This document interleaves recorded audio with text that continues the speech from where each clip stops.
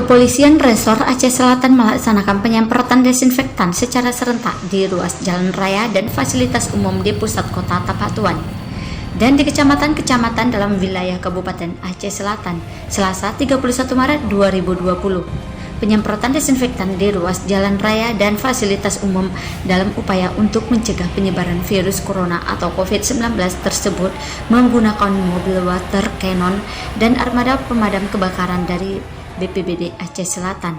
Kegiatan itu melibatkan personel Polres Aceh Selatan, TNI Kodim 0107 Aceh Selatan, Dinas Kesehatan, dan personel pemadam kebakaran BPBD Aceh Selatan.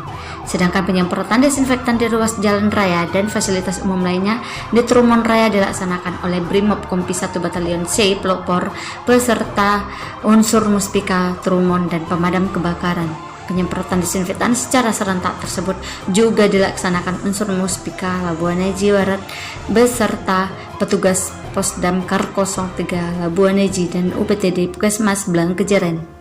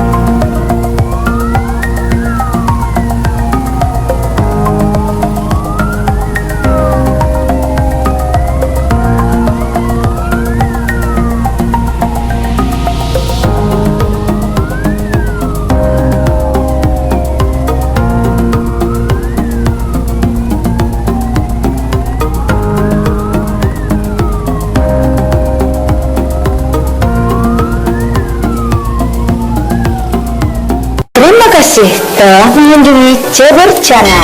Jangan lupa komen,